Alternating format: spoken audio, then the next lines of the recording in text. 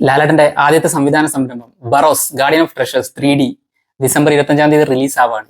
അപ്പൊ നിങ്ങൾ എപ്പോഴെങ്കിലും ആലോചിച്ചിട്ടുണ്ടോ എങ്ങനെയാണ് ഒരു 3D മൂവി ഷൂട്ട് ചെയ്യുന്നത്, അതെങ്ങനെ പ്രോസസ്സ് ചെയ്യുന്നത്, അത് എങ്ങനെയാണ് പ്രേക്ഷകരെ അനുഭവിപ്പിക്കുന്നത്? അപ്പൊ ഇന്ന് ഞാൻ വന്നിട്ടുള്ളത് ആ ഒരു 3D വിഭാഗത്തിന്റെ അല്ലെങ്കിൽ 3D മൂവിയുടെ ഒരു സയന്റിഫിക് ബേസിസിനെ കുറിച്ച് സംസാരിക്കാനാണ്. എൻ്റെ പേര് Vishnu. Welcome to my YouTube channel The Cuts. നിങ്ങൾ ആദ്യമായിട്ടാണ് ഈ ചാനൽ കാണുന്നതെങ്കിൽ സബ്സ്ക്രൈബ് ചെയ്യുന്ന കാര്യം ഒന്ന് പരിഗണിക്കാം. ആദ്യം നമ്മൾ 3D മൂവീസിലോട്ട് കടക്കുന്നതിന് മുമ്പ് എങ്ങനെയാണ് നമ്മൾ സാധാരണഗതിയിൽ ഒരു വിഷൻ കാണുന്നത്, ഒരു കാഴ്ച കാണുന്നത് എങ്ങനെയാണെന്ന് നോക്കാം. അതിന് നിങ്ങൾ നിങ്ങളുടെ ഒരു കണ്ണ് പൊത്തുക, ഇടതോർ വലത് കണ്ണ് പൊത്തി പിടിക്കുക, എന്നിട്ട് ഒരു ഒബ്ജക്റ്റിനെ നോക്കുക. ഒരു കണ്ണ് വെച്ച് ഒരു ഒബ്ജക്റ്റിനെ നോക്കുന്ന സമയത്ത് ആ ഒബ്ജക്റ്റിന്റെ രണ്ട് ഇൻഫർമേഷൻസ് ആണ് കണ്ണുകൾ വഴി നമ്മുടെ ബ്രെയിനിൽ എത്തുന്നത്.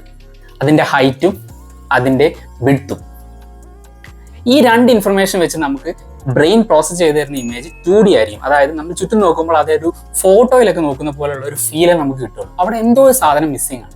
ഇനി നിങ്ങൾ അടച്ചു വെച്ചിരിക്കുന്ന കണ്ണ് റിലീസ് ചെയ്യൂ, രണ്ട് കണ്ണുകൊണ്ട് അതേ ഒബ്ജക്റ്റ് നിങ്ങൾ നോക്കൂ. ആ സമയത്ത് നിങ്ങൾക്ക് അഡീഷണൽ ആയിട്ട് അതേ ഒബ്ജക്റ്റിന്റെ മൂന്നാമതൊരു ഇൻഫർമേഷൻ കൂടി കണ്ണിലേക്ക് എത്തിയിട്ടുണ്ടാവും. അതാണ് ഡെപ്ത്. യെസ്, ഹൈറ്റും വിഡ്ത്തും ഡെപ്തും കൂടി ചേരുമ്പോഴാണ് ഒരു ഒബ്ജക്റ്റിനെ നമുക്ക് 3D ആയിട്ട് അനുഭവിക്കാൻ കഴിയുക. ഇതേ സാധനം നമുക്ക് ടെക്നിക്കലി സിമുലേറ്റ് ചെയ്ത് സിനിമ ഷൂട്ടിങ്ങിലേക്ക് അപ്ലൈ ചെയ്യാൻ സാധിച്ചാൽ നമുക്ക് ഒരു 3D മൂവി ഷൂട്ട് ചെയ്തെടുക്കാൻ പറ്റും. അതെങ്ങനെയാണെന്ന് ഞാൻ പറയാം. ഈ രണ്ട് കണ്ണുകൾക്ക് പകരം രണ്ട് ക്യാമറകൾ പ്ലേസ് ചെയ്യുക. ഈ ക്യാമറകൾ പ്ലേസ് ചെയ്യുന്ന ഡിസ്റ്റൻസ് എന്ന് പറയുന്നത് നമ്മുടെ രണ്ട് കണ്ണുകൾ തമ്മിലുള്ള ഒരു ഡിസ്റ്റൻസ് ഉണ്ടല്ലോ, അതിനെ സയന്റിഫിക് ടേംസിൽ ഇന്റർ പ്യൂപ്പിലറി ഡിസ്റ്റൻസ് എന്നാണ് പറയുക. ഏകദേശം 60 to 63 മില്ലിമീറ്റർ ആണ് അതിന്റെ ഡയമെൻഷൻ പറയുന്നത്.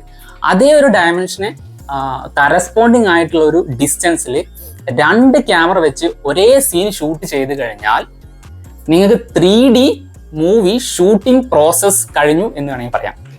ഈ ഷൂട്ട് ചെയ്തെടുത്ത ഫൂട്ടേജസ് എങ്ങനെയാണ് തിയേറ്ററിൽ ഒരു പ്രേക്ഷകനെ അനുഭവിപ്പിക്കുന്നത്? ഈ രണ്ട് ക്യാമറയിൽ ഷൂട്ട് ചെയ്ത ഫൂട്ടേജ് ഒരേ സമയം രണ്ട് പ്രൊജക്ടറിൽ നിന്ന് സ്ക്രീനിലോട്ട് പതിപ്പിക്കുന്നു. അപ്പൊ നിങ്ങൾ 3D മൂവീസ് കണ്ട ആളാണെങ്കിൽ നിങ്ങൾ ഒബ്സർവ് ചെയ്തിട്ടുണ്ടാകും, കണ്ണട ഇല്ലാതെ 3D മൂവി കണ്ടു കഴിഞ്ഞാൽ ഒരു ബ്ലേർഡ് ആയിട്ടുള്ള ഒരു വിഷൻ ആയിരിക്കും നിങ്ങൾക്ക് ഫീൽ ചെയ്യാൻ സാധിക്കും. അത് ഒരു പക്ഷേ ഒരു ബ്ലൂ ഗ്രീൻ കോമ്പിനേഷൻ അല്ലെങ്കിൽ റെഡ് ബ്ലൂ കോമ്പിനേഷനൊക്കെ ആയിട്ടുള്ള ഒരു ബ്ലേർഡി ആയിട്ടുള്ള വിഷൻ ആയിരിക്കും സംഭവിച്ചിട്ടുണ്ടാവുക.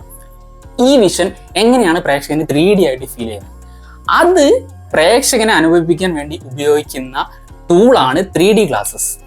ഈ 3D ഗ്ലാസസിന് പിന്നിൽ നടക്കുന്ന സയൻസ് ആണ് പോളറൈസേഷൻ.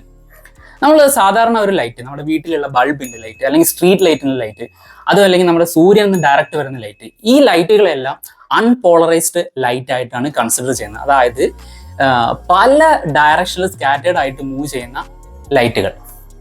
ലൈറ്റിന് ഒരു ഇലക്ട്രോ മാഗ്നറ്റിക് വേവ് ആയിട്ടാണ് ഫിസിക്സിൽ പറയുന്നത്. അതിന് രണ്ട് കമ്പോണന്റ് ഉണ്ട്, ഇലക്ട്രിക് കമ്പോണന്റും മാഗ്നറ്റിക് കമ്പോണന്റും. അതൊന്നും ഡീപ്പായിട്ട് പോകണ്ട. നമ്മൾ സിമ്പിൾ ടേംസിൽ പറയുകയാണെങ്കിൽ ലൈറ്റ് നമ്മളെ കണ്ണിലേക്ക് വരുന്ന സമയത്ത് അത് ഓസിലേറ്റ് ചെയ്തുകൊണ്ടിരിക്കുകയാണ്, പല വേവ്സ് ആയിട്ട് അത് മൂവ് ചെയ്തുകൊണ്ടിരിക്കുകയാണ്. നമുക്ക് രണ്ട് ഡയറക്ഷനിലുള്ള മൂവ്മെന്റ്സ് കൺസിഡർ ചെയ്യാം. പല ഡയറക്ഷൻ എന്ന് വെച്ചാൽ ലൈറ്റ് അവിടെ നിന്ന് മുന്നിൽ നിന്ന് എൻ്റെ നേരെ വരുന്ന സമയത്ത് അതിൻ്റെ direction of movement that side to me. അപ്പോൾ ആ ഒരു ഡയറക്ഷനിൽ പല വേവ്സ് മൂവ് ചെയ്തുകൊണ്ടിരിക്കുകയാണ്, perpendicular to the direction of motion of the light. ഇങ്ങനെ ഓസിലേറ്റ് ചെയ്തുകൊണ്ടിരിക്കുക, വേവ്സ് ആയിട്ടാണ് ലൈറ്റ് വരിക. അപ്പൊ ഈ വേവ്സുകൾ നമ്മൾ ഈ സിനിമയുടെ കാര്യത്തിലോട്ട് വരുമ്പോൾ അതിനെ സിമ്പിളായിട്ട് മനസ്സിലാക്കാൻ നമുക്ക് 50-50 ആയിട്ട് കട്ട് ചെയ്യാം. അതായത് 50% വേവ്സ് മുകളിൽ നിന്ന് താഴോട്ട് ഇങ്ങനെ വരുന്ന പോലെ സങ്കല്പിക്കുക, 50% വേവ്സ് ഇടത്തുനിന്ന് വലത്തോട്ട്, അതായത് ഹൊറിസോണ്ടലി മൂവ് ചെയ്യുന്നതായിട്ട് സങ്കല്പിക്കുക. അപ്പൊ ഈ സിംഗിൾ ഇമേജ് നമ്മുടെ സ്ക്രീനിലുള്ള ബ്ലേർഡി ആയിട്ടുള്ള ആ സിംഗിൾ ഇമേജ് നമ്മുടെ കണ്ണിലോട്ട് വരുന്ന സമയത്ത് അതിനെ മോഡുലേറ്റ് ചെയ്യുന്നു.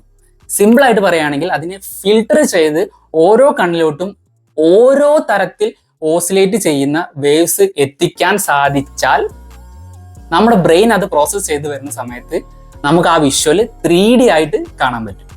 അതിന് സഹായിക്കുന്ന ആ ഒരു ടൂളാണ് 3D ഗ്ലാസസ്. ആ ഗ്ലാസ്സിലുള്ള പ്രത്യേകത എന്താണെന്ന് വെച്ചാൽ ഞാൻ നേരത്തെ പറഞ്ഞ പോലെ ഒരുപാട് സ്ലിറ്റ്സ് ഉണ്ടാവും, നമുക്ക് നോർമൽ ഐ കൊണ്ട് പെട്ടെന്ന് കാണാൻ സാധിക്കില്ല.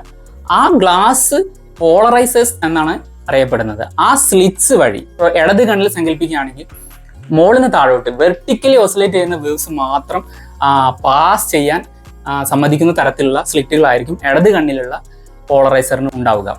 അതുപോലെ തന്നെ വലത് കണ്ണിൽ ഇടതുനിന്ന് വലതോട്ട് ഹൊറിസോണ്ടലി ഓസിലേറ്റ് ചെയ്യുന്ന വേവ്സ് മാത്രം പാസ് ചെയ്യാൻ അനുവദിക്കുന്ന സ്ലിറ്റുകളായിരിക്കും ഇട്ടിട്ടുണ്ടാവുക.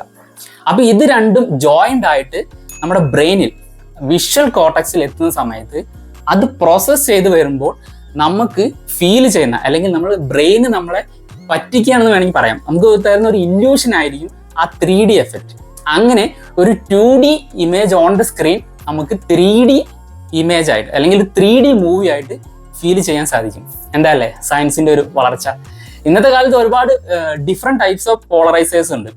ആദ്യത്തെ കാലത്ത് റെഡ് ആൻഡ് ഗ്രീൻ എന്നൊക്കെ പറഞ്ഞ പോലെ 2 വ്യത്യസ്ത കളറുകൾ മാത്രം പാസ് ചെയ്യുന്ന തരത്തിലുള്ള പോളറൈസേഴ്സ് ആയിരുന്നു. പിന്നെ ഞാൻ നേരത്തെ പറഞ്ഞ പോലെ വെർട്ടിക്കൽ ആൻഡ് ഹൊറിസോണ്ടൽ സ്ലിറ്റുകളുള്ള പോളറൈസേഴ്സ് ആയി.